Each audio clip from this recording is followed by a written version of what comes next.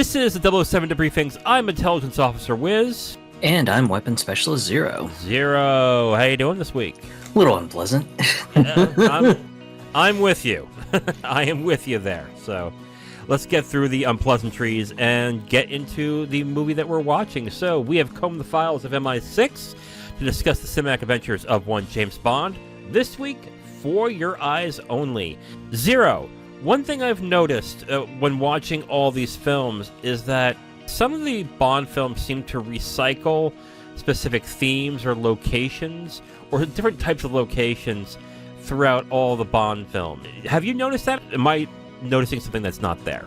There's definitely some recycling, especially like some of the locations that they go back to and everything. But I think that's more just probably cinematography and stuff like that. I think I was reading some of the history on this film, and some of the scenes, like the underwater stuff, was actually filmed out in the Bahamas. So a place that has been filmed in previous Bond films as well. Well, yeah, the very first one, Dr. No, was it in Bahamas or Jamaica? I believe it was in partly in Jamaica, and then I think some of the underwater stuff was done in the Bahamas. Okay, that makes sense. I don't find that to be a problem as long as they improve on or they do something different with the locations, which I think in this film they did that as well, because immediately certain scenes reminded me of on Her Majesty's Secret Service, but there were specific issues that film had in regards to its action, but I think the action's a lot better in this one. But we're already getting into what we feel about the movie, so why don't we get into our mission objectives, or we go through certain elements of the film to discuss how we feel about it. And let's get to our first mission objective, which is 007, which is James Bond, played by Roger Moore. This one, he seems like he's a little bit more in his skin. There's a little bit more espionage and everything, and the action scenes seem like they are choreographed a little better.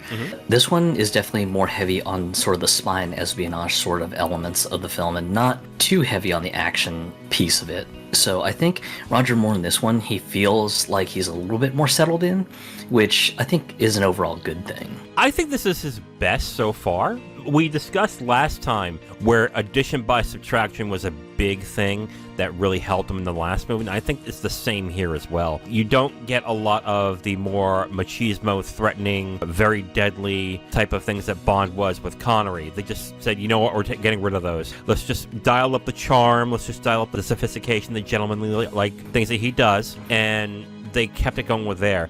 I also agree with the action parts. I think he's good in the action. I think he's very believable in that. What I will say, though, when Connery started getting a little too old for the role, it was really showing, and it was really showing with how he was reacting in certain scenes and with action. It is clear he is starting to age out of this role, but I didn't find that to be that much of an issue in this movie. I felt like even though he is a little bit older, and it's going to get to that point where he should probably stop doing the role, I didn't mind like an older Bond in this movie.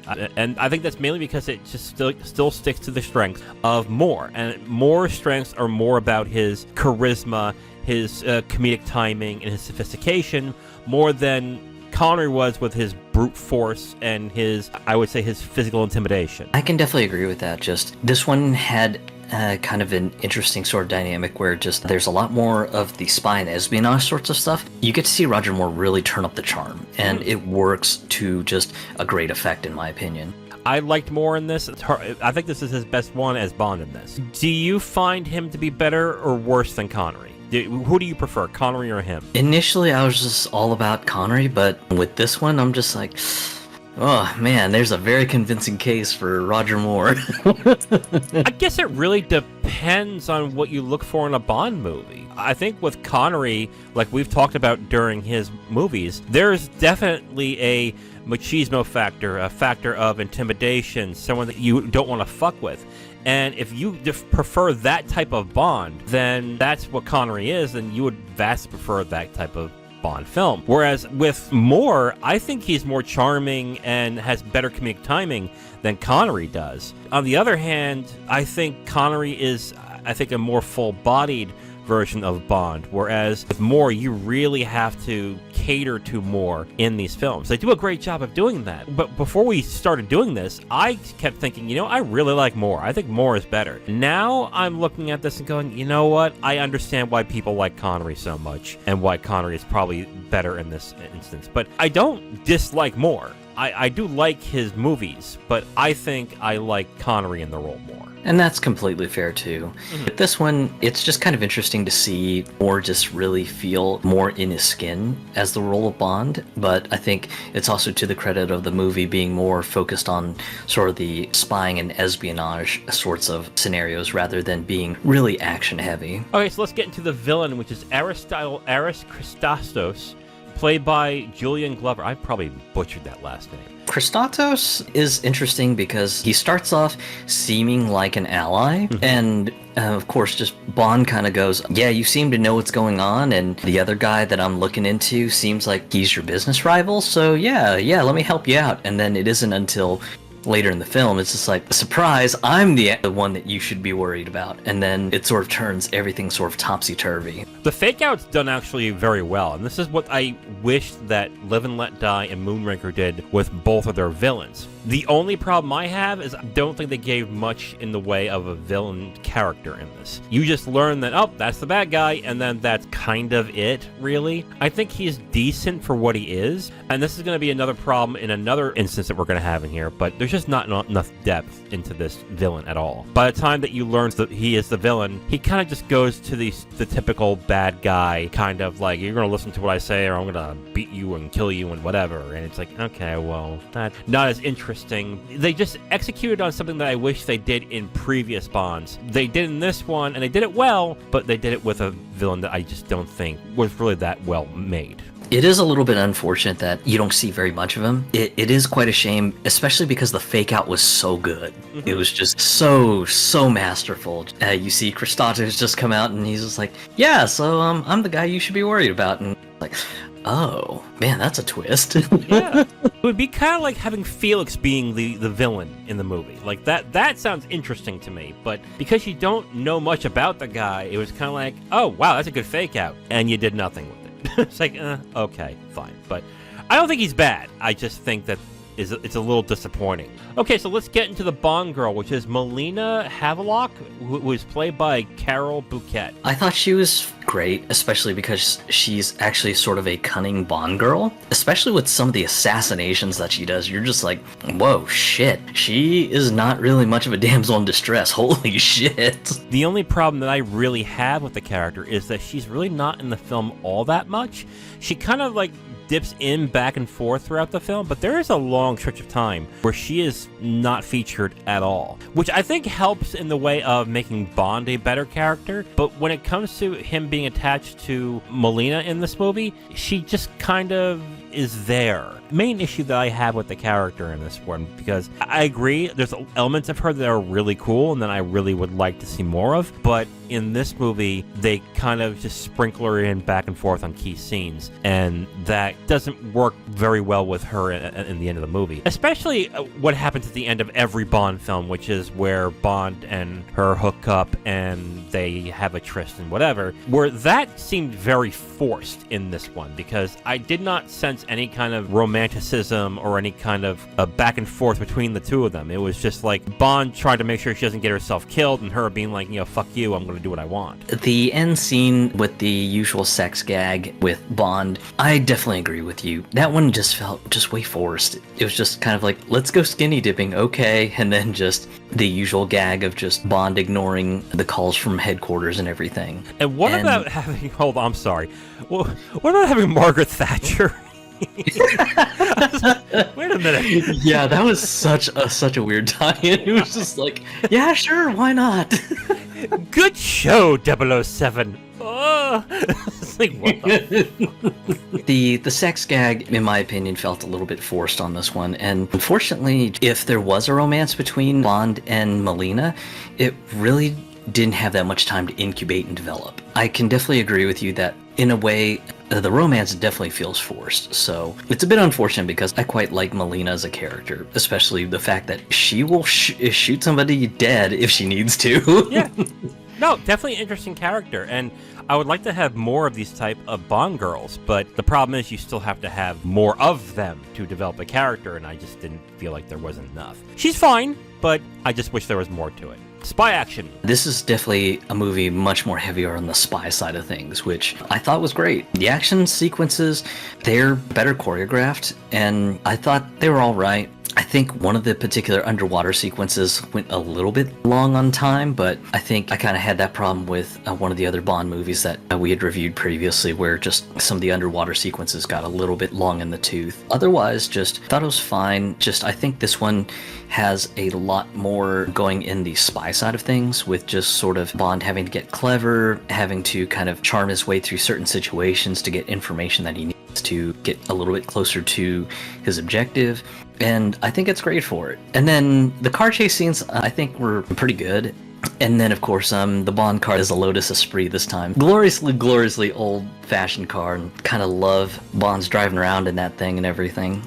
All in all, I think the action side's better and better choreographed. Roger Moore doesn't seem like he's kind of fumbling through the action sequences and everything. That's kind of how I feel overall. I think the action's solid, but not very memorable. You just reminded me that there was the beginning car chase sequence, which was good, but then I was like, oh yeah, that was there. I forgot about that one.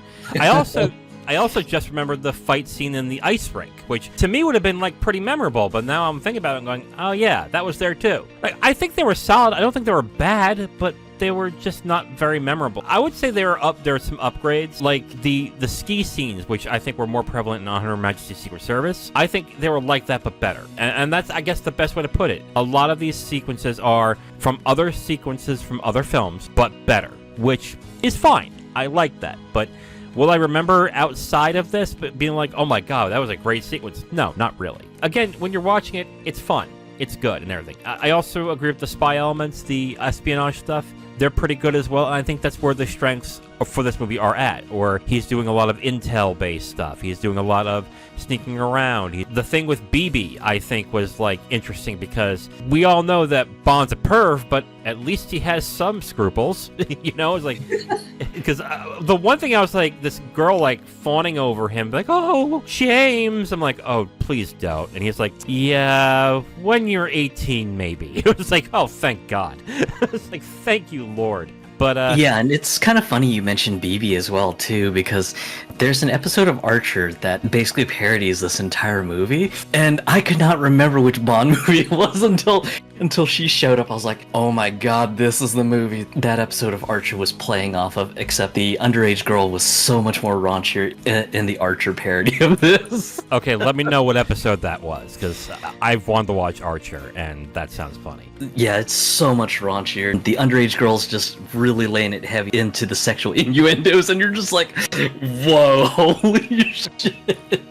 Yeah, I like the action. Do they match to like From Russia with Love or Goldfinger or The Man with the Golden Gun? No, not really, but they're good. I liked it. Theme song opening credits, which is For Your Eyes Only, written by Bill Conti and Mick Leeson, performed by Sheena Easton. It was okay, in my opinion. It's definitely a step better than the previous song.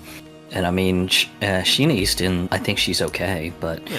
This will probably go on for a while, but God, it's going to be so hard to top Live and Let Die by Paul McCartney and Linda McCartney. God. Yeah. Yeah. I'm guessing, aside from the original Bond theme, that's probably going to be your favorite theme, correct? For a good while. I think one of the themes in the Daniel Craig movie was so good. I think that's where my opinion might change, but there might be something during the Brosnan era that might just make me remember and go, oh yeah, that one was pretty good too. Yeah.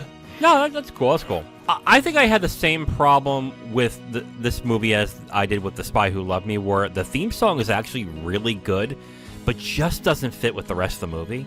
I like this song. I think it's a very lovely song. I like Sheena Easton singing in this. It's a good song. But I think this was a movie that was more romantically inclined. I think this would be a much more fitting theme song, but it's not. It's not really that romantic because you don't really get to know more about any of the characters in this other than the issue that she's having with the revenge and everything. When that theme song pops up throughout the entire film as well, it just doesn't fit really. So I like the song, but it just doesn't really fit with the rest of the movie in my opinion. That's basically it. Good song. And I think the opening credits are fine too. Especially with Sheena Easton actually singing in it. That is Sheena Easton, isn't it? Yep, it is. Okay, good. even with her like singing in the theme song, which I found a little strange.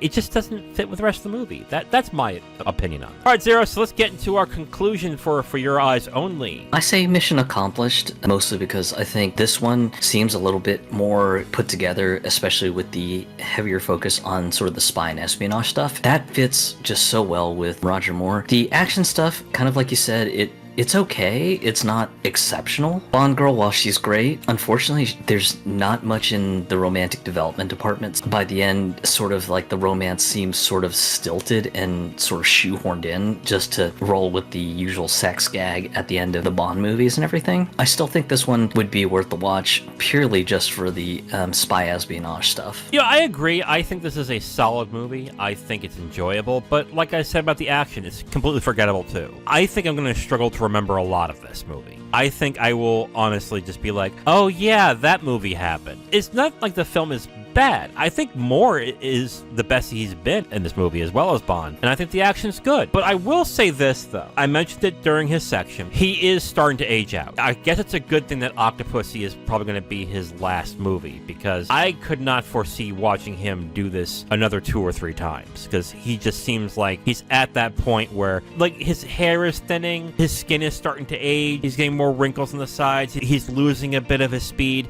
When it comes to the other elements of Bond, he's perfect for it. But the other parts, the action parts, the look, it's starting to show in this movie. So I think that's a good thing that he is starting to age out, and it might be his last one. But overall, mission accomplished for me as well in this one. I think this is a good Bond film, especially for a Moore film. I just don't think it's going to be that memorable in that. So, mission accomplished for you, Zero? Yeah, mission accomplished. All right, mission accomplished for both of us for Your Eyes Only. Now, if you want my full review on this movie, you can go to my website at IamTheWiz.com. You'll have my full written review right on the site, along with a link to the video that has this review that you just listened to.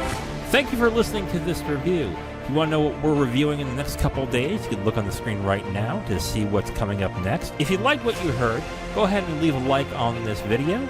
If you want to discuss your opinion on the film or the review itself, please leave a comment. And if you want to hear more, subscribe to the channel. Thank you again for listening. I will talk to you next time.